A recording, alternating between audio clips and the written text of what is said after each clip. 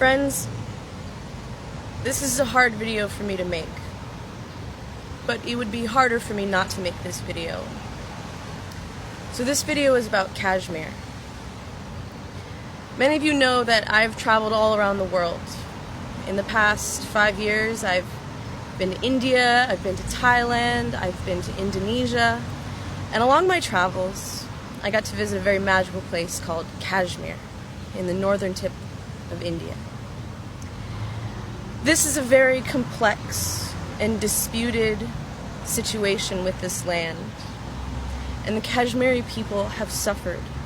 And especially in the most recent news, as of today, there's been a curfew imposed for a week. The Indian soldiers are occupying the Kashmiri towns, villages, and cities, and they're not letting people leave their houses, not even for milk or food or to tend to their sick family. Many people are being injured and are dying right now in Kashmir.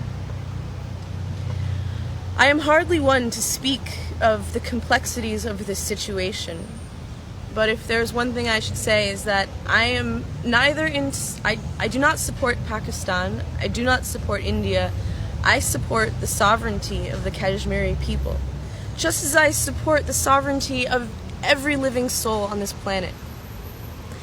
So, I stand in support of the Kashmiri people, and I ask my friends to say a prayer for the people in Kashmir who are suffering. They're suffering a grave injustice. We may be divided by religion, by the color of our skin, by the language that we speak, or the political ideas that we hold. And yet what binds us is our humanity and our desire to have our children grow healthy, strong, in peace. So my request to my viewers, if you've watched this far, thank you so much. I ask that you please just say a prayer for the Kashmiri people. Light a candle and put out a prayer to them that they know peace, that they find serenity, that they find a resolution to this conflict that has plagued them since 1947, when they were promised sovereignty, and that they have been denied since then. So, my love goes out to the Kashmiri people. I support you. I support your struggle. I do not support Pakistan. I do not support India. I support the Kashmiri people and their right to self-determination. And I say this as someone who has been to Kashmir, who has felt the oppression in the streets, who has seen the roads go very much untended, who has seen children not going to school, who has seen and witnessed and experienced the harsh realities of life in Kashmir, and yet I also experienced the kindness and generosity of the Kashmiri people firsthand.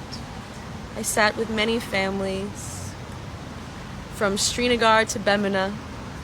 I experienced the craftsmanship, the kindness, the strength of the family, and the spirit of the Kashmiri people, and that's what I support. So my prayer for Kashmir is that they find resolution, they find sovereignty, they find peace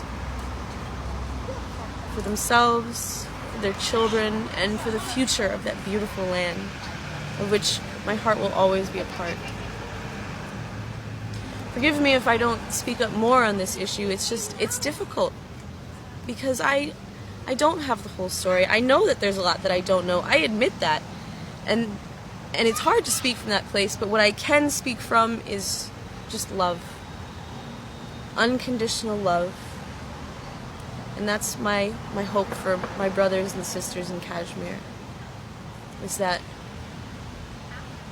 through this great time of suffering, you find healing.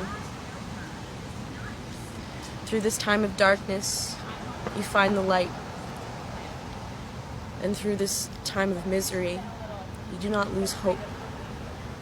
that peace can return to your beautiful land, and forgiveness and healing is possible for those who believe.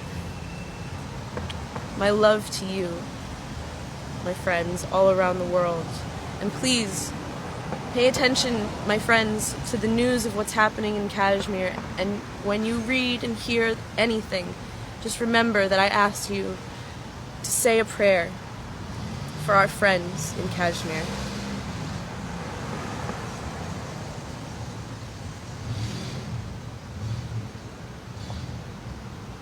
A doctor's mission should be not just to